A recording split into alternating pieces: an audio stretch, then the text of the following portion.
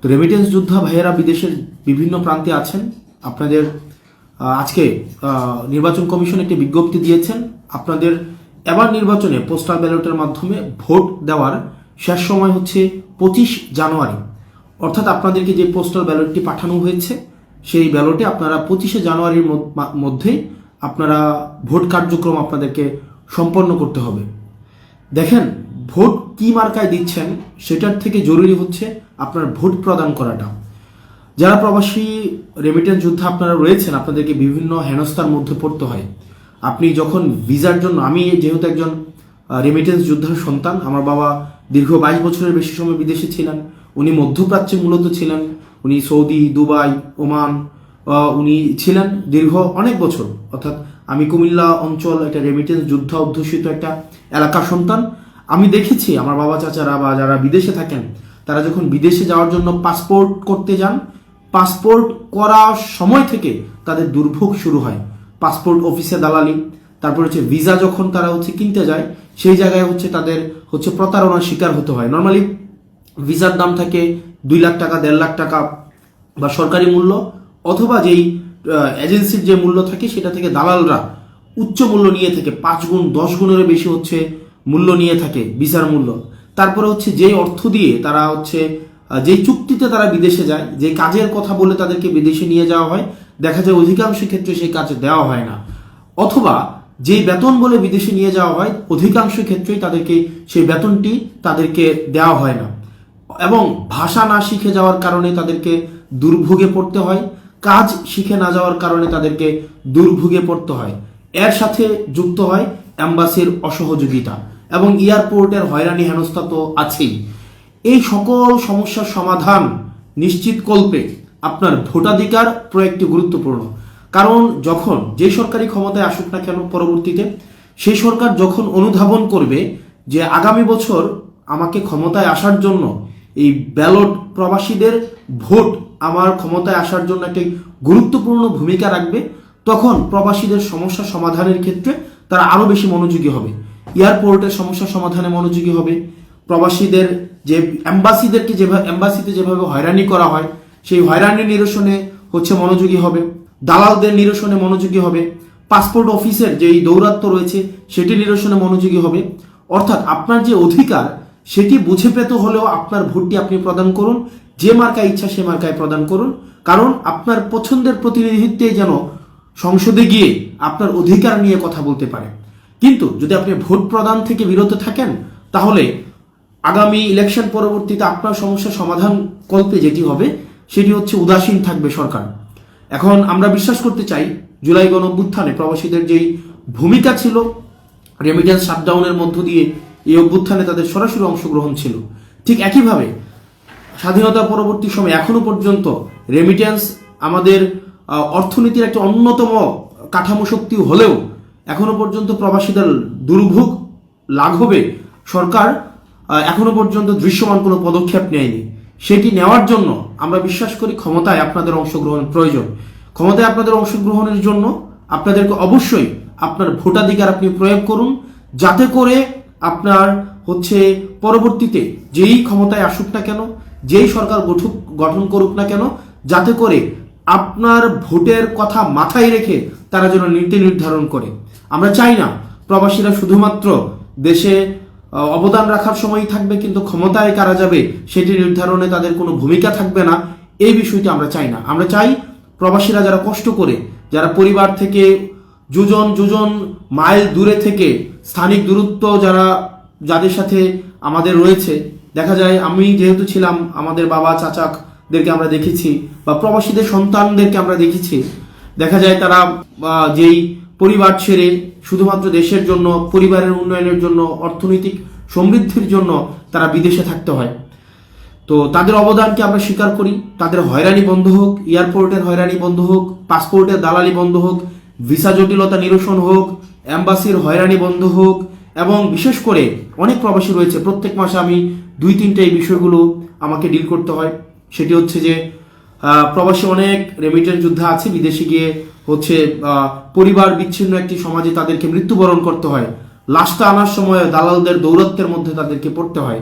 আমরা চাই না দালালদের দৌরাত্বের মধ্য দিয়ে তাদের লাশে বাসায় ফিরে এসে বাড়িতে ফিরে আসার প্রক্রিয়াটাও যেন বন্ধ না হয়। সেজন্য প্রবাসীদের সকল সমস্যার সমাধান নিহিত রয়েছে আগামী ভোটাধিকার প্রয়োগের মধ্য দিয়ে। ইচ্ছা আপনার, আপনি কাকে সংসদে দেখতে চান, যাকে ইচ্ছা আপনি তাকে ভোট দেন, তবে আগামী নির্বাচনে অবশ্যই আপনি ভোটাধিকার প্রয়োগ করুন। আপনার ভোটাধিকার প্রয়োগ থেকে আপনি নিজেকে বিরত রাখবেন না, এবং সেটি সর্বশেষ সময় হচ্ছে 25 তারিখ। এবং রেমিটেন্স যুদ্ধে আপনারা যারা রয়েছেন, দেশটাকে আপনারাও আমাদের মতো ধারণ করেন, আমরা জানি। ইভেন অনেক ক্ষেত্রে বেশি ধারণ করেন। অনেকে আছে, আমি অনেকের সাথে আমার কথা হয়, যারা দেশে কখনো না আসলেও তাদের সমস্যা নেই, তারা অলরেডি বিদেশে প্রতিষ্ঠিত, তারা বিদেশে দেশ থেকে কিছু নিয়ে যাবে, তাদের এই ধরনের কোনো দেশের প্রতি এই ধরনের কোনো প্রয়োজনীয়তা তাদের নেই।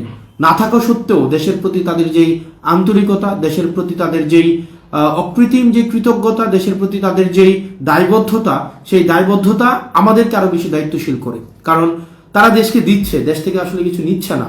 না থাকা সত্ত্বেও প্রবাসীদের দেশের প্রতি দায়বদ্ধতা, সেটা আমাদের দায়িত্বকে আরো বাড়িয়ে দেয়। আমরা চাই আপনাদের দায়িত্ব, আপনাদের যেই অবদান রয়েছে সেটিকে স্বীকার করতে, এবং আগামী সংসদে আপনাদের প্রয়োজন অনুযায়ী যেন নীতি নির্ধারিত হয়, সেটির পক্ষে আমরা সচেষ্ট থাকব, এবং সেটিকে প্রাধান্য দিয়েই আগামীতে রেমিটেন্স যোদ্ধা যারা রয়েছে তাদের ফ্রেন্ডলি আমরা পলিসি মেকিং এর আমরা অবশ্যই সেখানে আমরা চেষ্টা করব।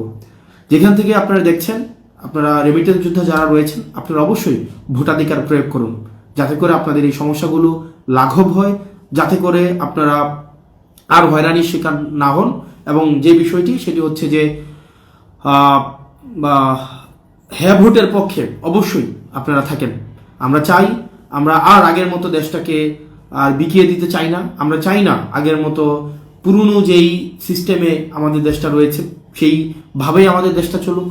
অত্যন্ত দুঃখজনক বিষয় হচ্ছে, আমাদের দেশে দেখা যায় অনেক রাজনৈতিক দলের অনেক ব্যক্তির বক্তব্যের মধ্যে এই বিষয়টি উঠে আসে। ফেসিবাদ কাঠামোকে তারা টিকিয়ে রাখতে চায়, ফেসিবাদ কাঠামোর বিচার ব্যবস্থা তারা টিকিয়ে রাখতে চায়, ফেসিবাদ কাঠামোর মিডিয়া ব্যবস্থা তারা টিকিয়ে রাখতে চায়, ফেসিবাদ কাঠামোর প্রশাসনিক ব্যবস্থা তারা টিকিয়ে রাখতে চায়, ফেসিবাদ কাঠামোর সবকিছুই তারা টিকিয়ে রাখতে চায়।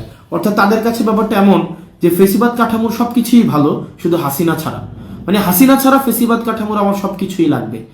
আপনারা যদি চান যে হাসিনা যেভাবে স্থায়ীভাবে দেশ থেকে দেশের মানুষ প্রত্যাখ্যান করেছে, ঠিক সেভাবে ফেসিবাদ কাঠামোকেও সারা দেশের মানুষ এভাবে প্রত্যাখ্যান করুক, তাহলে আপনার মতামত অবশ্যই হ্যাঁ ভোটের পক্ষে হোক। আপনারা যারা আমার কমেন্ট বক্সে গালাগালি করছেন, গালাগালি করতে পারেন, সেটি স্বাধীনতা টিকিয়ে রাখার জন্য আপনার আগামীতে আপনার যেই গণভোট, সেই গণভোটে আপনাকে হ্যাঁ দিতে হবে। কারণ আপনি যদি হা না দেন, দেখা যাবে কিছুদিন পরে বাসা থেকে কমেন্ট করার জন্য বাসা থেকে উঠাই নিয়ে যাবে হাসিনার মতো করে। তো এই যে গালির স্বাধীনতা আপনারা পাচ্ছেন, নিজের মতো করে আপনি গালি দিতে পারছেন, কমেন্ট করার পরে আপনাকে চিন্তায় থাকতে হচ্ছে না যে আপনার কমেন্টের কারণে আপনাকে বাসা থেকে পুলিশ তুলে নিয়ে যাবে, ডিবি তুলে নিয়ে যাবে। সেই স্বাধীনতাটাকেও যদি আপনারা স্থায়ী করতে চান, তাহলেও আপনাদের আমরা চাই গণভোটের পক্ষে আপনি ইয়েস এর পক্ষে অবস্থান করুন, হা ভোটের পক্ষে অবস্থান করুন। আমরা চাই না যে আমাদের ব্যাক স্পেসের ব্যবহার আমাদেরকে করতে হোক। আমরা 24 পূর্ববর্তী সময় আমরা দেখেছি যে আমরা একটা কিছু চিন্তা করলে আমরা তখনই বুঝতাম আসলে দ্বিমত প্রকাশের স্বাধীনতার অভাবটা কতটুকু, যখন কিছু একটা লিখে আমাদেরকে ব্যাক স্পেস দিয়ে আমাদেরকে মুছে ফেলতে হতো।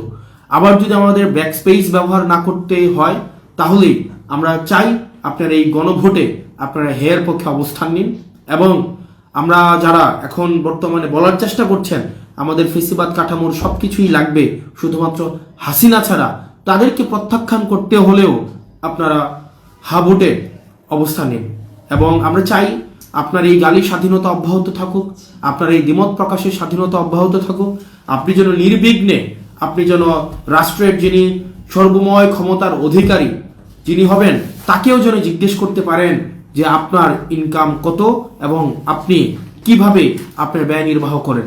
তাকেও যেন আপনি নির্বিঘ্নে প্রশ্ন করতে পারেন, যেমন প্রশ্ন আপনি আমাদেরকে এতদিন ধরে করে গিয়েছেন।